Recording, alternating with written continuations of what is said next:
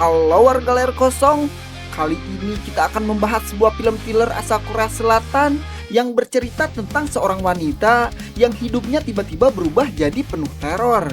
Berawal dari sebuah transaksi jual beli online sampai akhirnya ia harus berhadapan dengan pria misterius yang selalu mengintainya. Tak hanya soal kehilangan barang, tapi juga pertaruhan nyawa. Pertanyaannya, bagaimana seorang wanita yang tak tahu apa-apa bisa terjebak dalam permainan mematikan ini? Dan apakah ia bisa selamat dari kejaran pria misterius itu? Namun sebelum ke alur cerita, Mamang mau ucapkan terima kasih dulu buat kalian yang selalu support untuk ramein di kolom komentar. Buat sobat layar kosong yang baru bergabung di channel ini, silahkan tekan dulu tombol like dan subscribe-nya agar kalian dapat notifikasi saat Mamang upload video baru. Ya udah, tak usah berlama-lama lagi, mari kita kencangkan tali kolor kita. Dan inilah dia, target. You are der. Film dibuka dengan memperlihatkan seorang pria, sebut aja namanya si Udin. Ia sedang memilih calon pembeli melalui situs jual beli online. Udin diketahui menjual komputer bekas miliknya. Beberapa tawaran masuk dari berbagai pembeli, namun kebanyakan berasal dari pria. Hingga akhirnya ia memilih seorang calon pembeli wanita bernama Yon.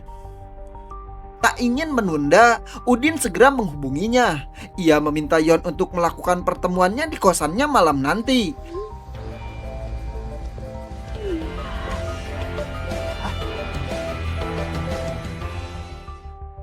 Sementara itu, di sisi lain terlihat seorang wanita bernama Sohyun. Ia bekerja sebagai seorang desainer interior. Hari itu, ia tampak sangat kesal karena para pekerja konstruksinya melakukan kesalahan fatal. Hasil kerja mereka jauh dari instruksi yang diberikan. Akibatnya, Sohyun dipanggil oleh atasannya, seorang manajer bernama Kim. Tanpa banyak bicara, Kim langsung memarahinya habis-habisan. Tak berhenti di situ, Kim bahkan mengancam akan memotong gaji para pekerja untuk membayar biaya perbaikan ulang. Namun, Sohyun menolak usulan itu. Ia memilih mengorbankan gajinya sendiri karena takut bila gaji para pekerja dipotong, pekerjaan justru akan semakin terbengkalai. Di sela obrolan itu, manajer Kim terus memanggil Sohyun dengan sebutan sayang. Hal tersebut membuat Sohyun merasa risih. Sore harinya, Sohyun bercerita kepada rekan kerjanya bernama Dahlia.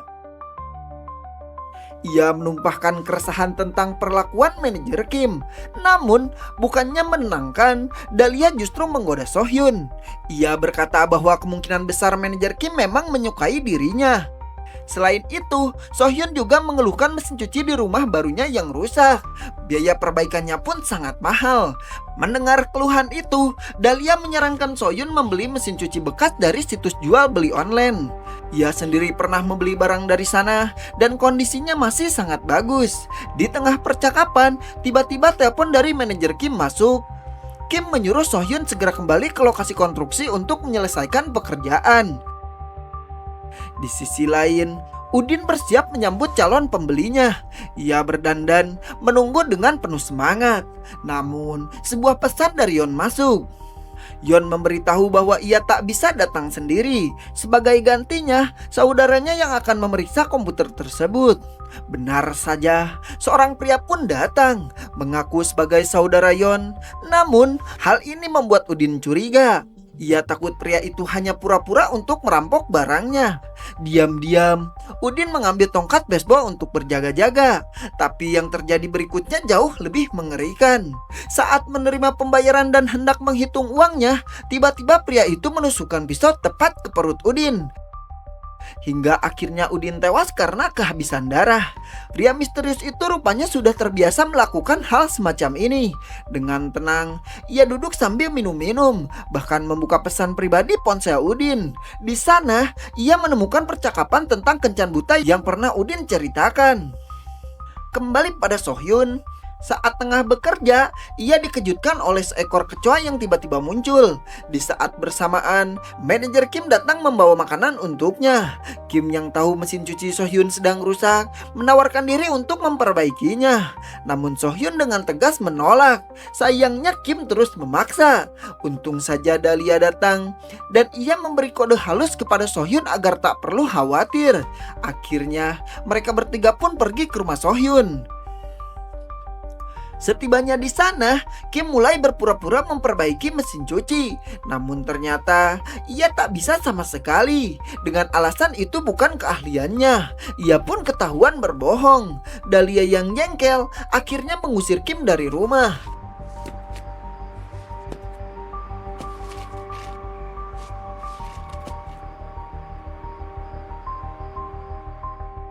Sementara itu, pria misterius tadi mulai memposting komputer milik Udin di situs jual beli online. Bukan hanya itu, ia juga menjual semua barang-barang di rumah Udin dengan menggunakan akun milik Udin. Karena harga yang ditawarkan sangat murah, barang-barang itu pun cepat laku terjual.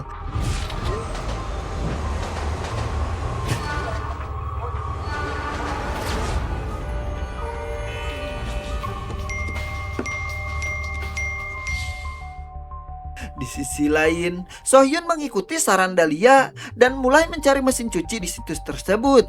Hingga ia menemukan sebuah mesin cuci berkapasitas besar dengan harga sangat miring. Alasannya, sang penjual ingin pindah ke luar negeri. Tanpa berpikir panjang, Sohyun langsung membeli mesin cuci itu. Ia meminta penjual untuk mengirimkannya ke rumah esok hari. Keesokan harinya, saat Sohyun kembali bekerja, ia mendapat telepon dari seorang teknisi. Teknisi itu mengatakan sudah datang untuk memasang mesin cuci barunya. Sohyun segera pulang ke rumah. Namun betapa kecewanya ia karena teknisi itu menyebut mesin cuci yang ia beli ternyata sudah rusak. Sohyun merasa kesal sebab ia jelas telah ditipu. Malam itu, ia mencoba mencari kembali akun penjual mesin cuci tersebut. Namun akun itu sudah lenyap.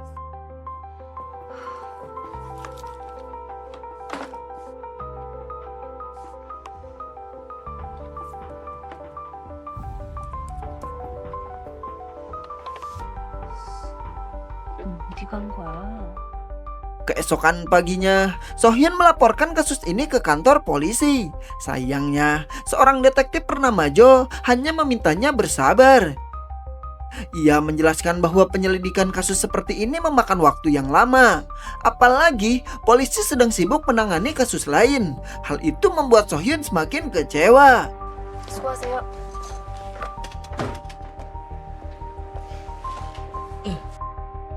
Setelah kembali ke kantor, Sohyun pun bercerita kepada Dahlia.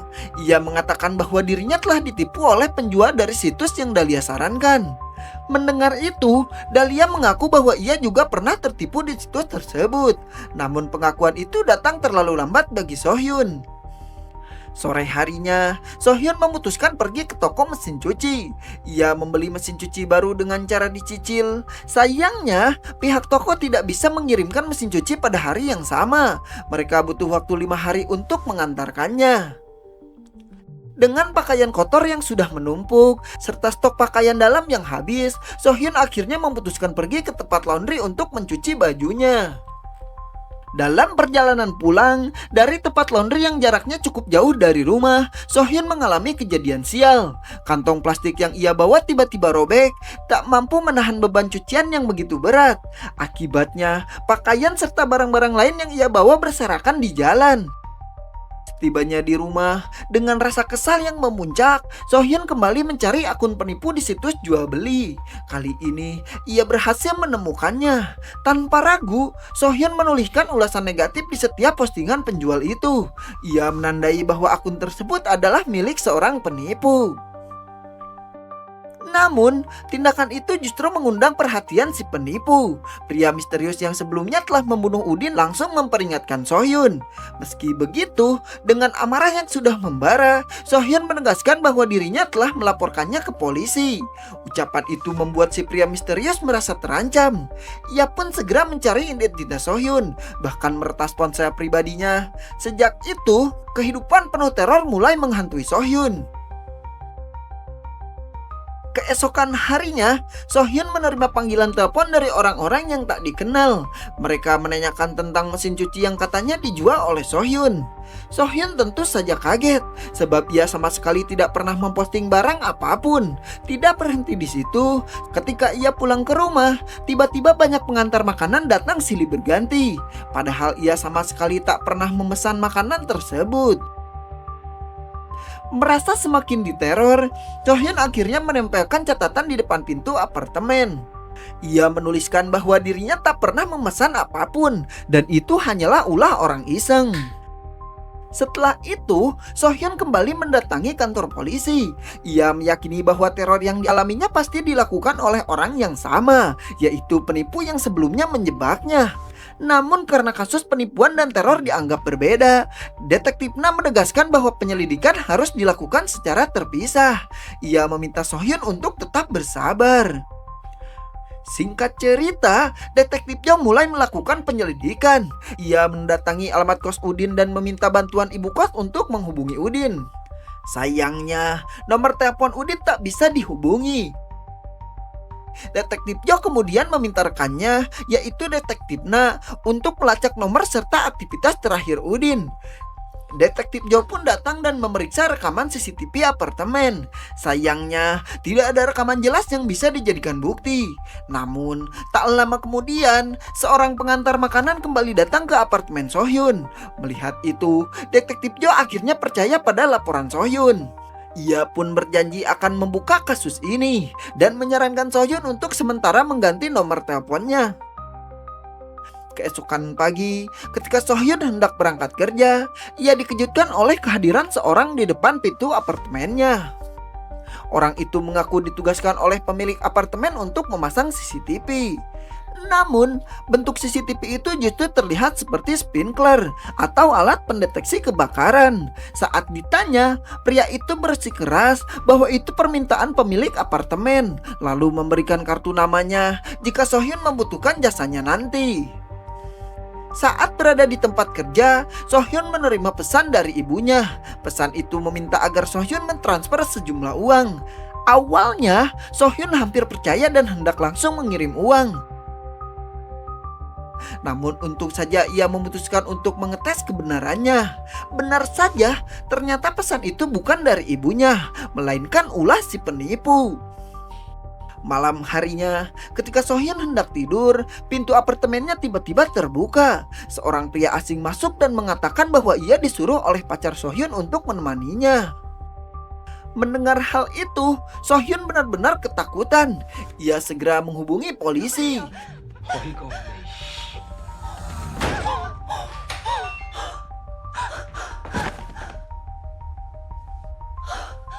Tak lama kemudian, si penipu mengirim pesan.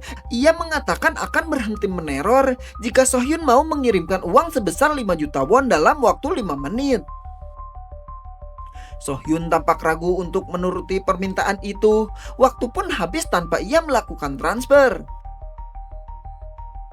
Tiba-tiba, seorang pria lain muncul dan berusaha masuk ke apartemen Sohyun. Beruntung, Detektif Jo datang tepat waktu.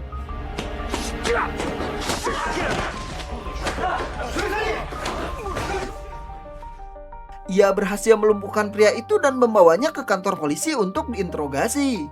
Dari keterangannya, pria itu mengaku sempat membeli barang bekas melalui situs jual beli. Namun setelah itu, seseorang menghubunginya dan menyuruhnya untuk menemani Sohyun tidur. Orang misterius itu bahkan memberikan kode pintu masuk apartemen Sohyun. Sementara itu, teror dari pria misterius tak berhenti. Ia bahkan mengetahui seluruh data pribadi Sohyun.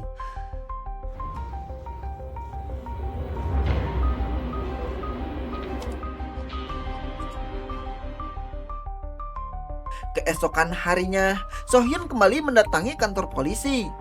Ia meminta Detektif Jo segera menangkap pelaku yang menurutnya adalah Udin. Namun, karena surat perintah penggeledahan belum turun dan Udin juga tak bisa dihubungi, Detektif Jo mengatakan tak bisa berbuat banyak. Meski begitu, melihat tangan Sohyun gemetar ketakutan, Detektif Jo akhirnya mengambil keputusan. Ia memutuskan untuk mendatangi kos Udin bersama Sohyun, ditemani oleh ibu kos. Saat pintu kamar dibuka, ibu kos terkejut. Isi kamar sudah kosong, hanya menyisakan sebuah lemari pendingin. Awalnya, ibu kos mengira Udin telah pindah tanpa pamit. Namun, kejutan mengerikan terjadi saat lemari pendingin itu dibuka. Ternyata, jasad Udin tersimpan di dalamnya.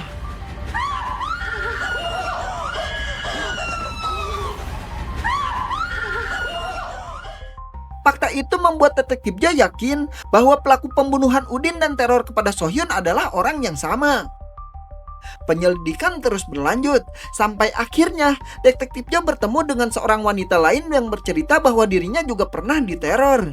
Ceritanya persis sama seperti yang dialami Sohyun. Bahkan lebih parahnya lagi, wanita itu pernah didatangi langsung oleh pelaku ke rumahnya. Beruntung, ia berhasil melarikan diri.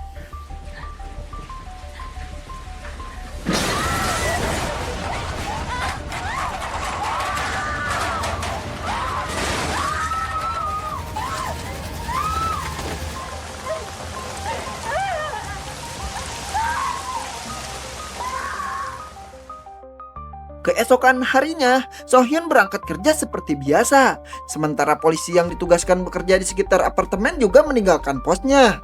뭐 특이 사항은 없었습니다.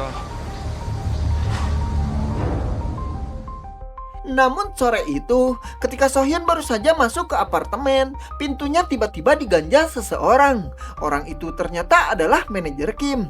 Ia datang setelah mendengar cerita dari Dahlia mengenai apa yang dialami Sohyun. Di sini, manajer Kim menawarkan diri untuk menemani Sohyun. Namun niat itu dilakukan dengan cara yang salah. Bukan memberikan rasa aman, melainkan dengan sikap memaksa dengan kasar. Sehingga bukannya tenang, justru membuat Sohyun semakin ketakutan.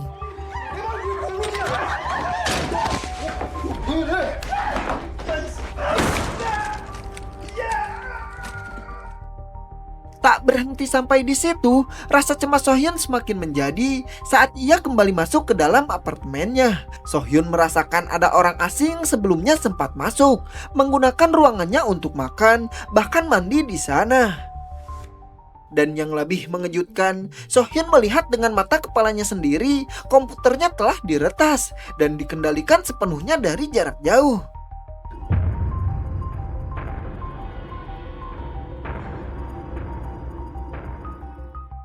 Ia pun segera melapor ke pihak kepolisian.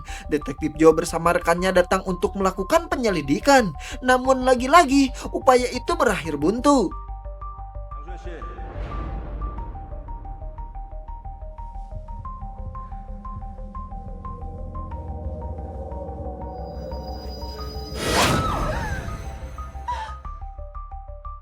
Kelelahan, ketakutan, dan kurang istirahat membuat Sohyun tak sadar. Hingga akhirnya ia tergeletak dan harus dilarikan ke rumah sakit. Keesokan harinya, saat hendak pulang dari rumah sakit, Sohyun kembali dihubungi oleh pria misterius itu. Dengan penuh rasa putus asa, Sohyun memohon agar teror itu dihentikan. Namun, si pria misterius memberi syarat. Ia menuntut uang tunai senilai 5 juta won dan memaksa Sohyun untuk mematikan ponselnya agar keberadaannya tak bisa dilacak oleh polisi. Di sisi lain, detektif Na menemukan fakta mencengangkan. Ada 6 kasus serupa yang semua berakhir dengan pembunuhan. Tak ingin Sohyun bernasib sama, detektif Jo segera bergegas mendatangi apartemen Sohyun. Sayangnya, usaha itu gagal. Detektif Jo lebih dulu disergap, kaca mobilnya dihancurkan, dan ia dibuat tak sadarkan diri oleh pria misterius.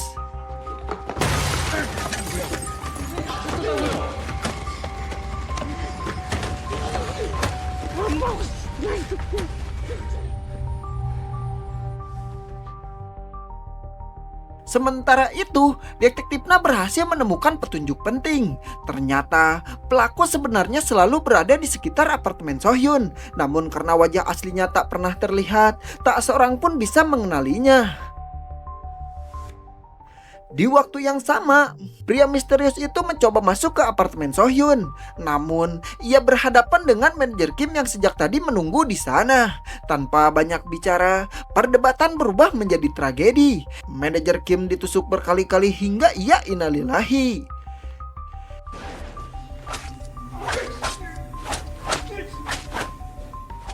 Sesaat kemudian, Sohyun tiba di apartemennya. Ketika ia berbaring di sofa, matanya menangkap sesuatu yang mencurigakan di langit-langit ruangan. Sebuah CCTV berbentuk splinter tersembunyi di sana.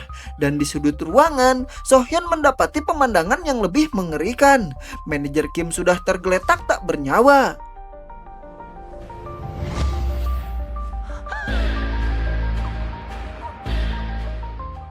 Sementara pria misterius berdiri tepat di belakangnya.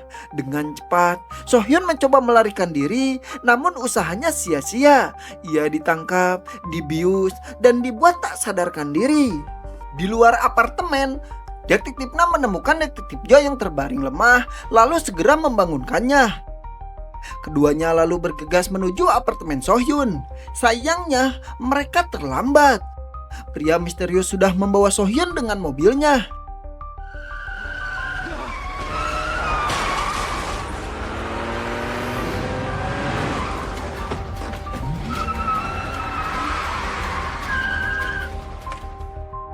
Keduanya pun segera melakukan pengejaran.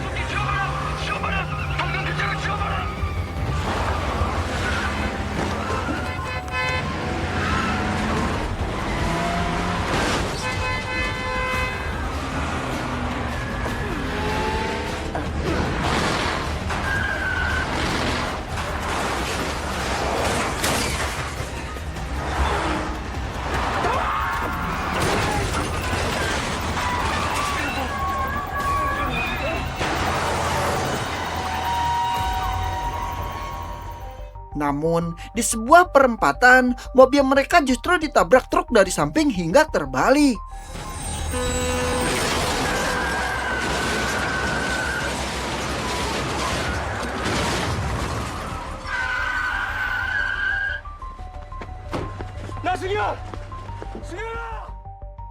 Detektif Na mengalami luka kritis, sementara Sohyun terbaring tak berdaya, sedangkan pria misterius itu berhasil melarikan diri. Sohyun dan detektif pun segera dilarikan ke rumah sakit. BP 10분마다 체크해 주세요. CT 방송. MS랑 IV 세트 주세요. Beberapa hari berselang, kabar duka datang. Detektif Na dinyatakan telah meninggal dunia. Hal itu membuat detektif Jo mendatangi Sohyun. Ia meminta Sohyun bekerja sama untuk menjebak pria misterius itu, sebab hanya Sohyun yang mengetahui wajah aslinya. Dalam perjalanan pulang, Sohyun terus memikirkan semua kejadian yang menimpanya. Hingga di dalam kereta, ia mendengar orang membicarakan situs jual beli online. Ingatan Sohyun pun kembali pada ucapan pria misterius yang berjanji akan menemuinya lagi. Sohyun akhirnya menghubungi detektif Jo dan Dahlia untuk merencanakan jebakan. Caranya adalah dengan membeli barang lewat situs beli online, menggunakan akun milik Dahlia agar identitas Sohyun tak dikenali. 놈이 딱 좋아하는 범행 대상이 되는 거예요.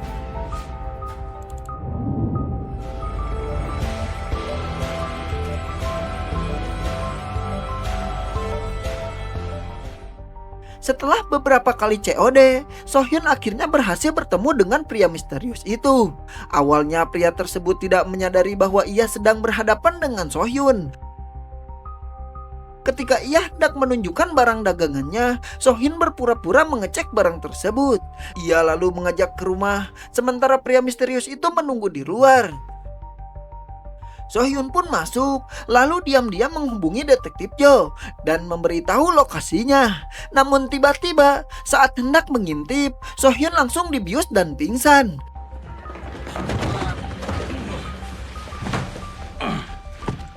어디 어떻게 사는지 한번 볼까? Pria misterius itu kemudian masuk ke dalam rumah yang ternyata sedang dalam tahap renovasi. Ia merasa ditipu, lalu kembali mencari Sohyun.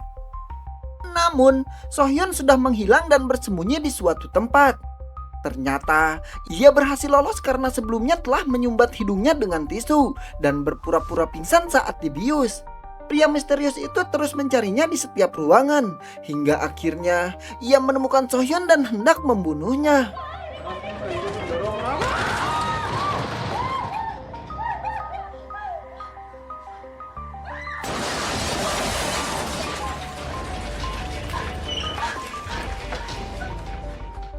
Menurutnya, bila Sohyun mati, maka tak ada lagi orang yang tahu wajah aslinya. Namun, Sohyun berkata sebaliknya. Meski ia mati, wajah pria misterius itu sudah terekam CCTV di ruangan tersebut. Mendengar itu, pria misterius naik pitam, lalu berusaha menikam Sohyun. Beruntung, detektif Jo datang tepat waktu. Pertarungan sengit pun tak terhindarkan.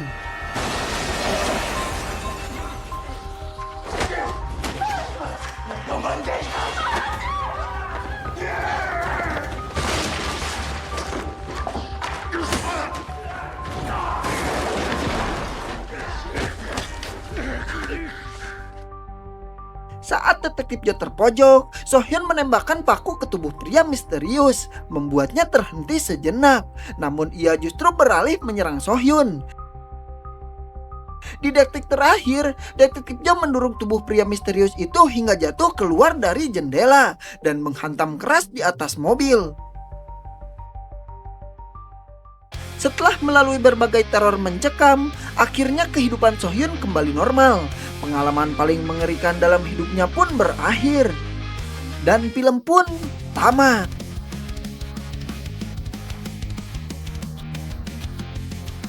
Dari film ini kita belajar bahwa hal sederhana seperti jual beli online pun bisa membawa kita ke situasi yang tak terduga.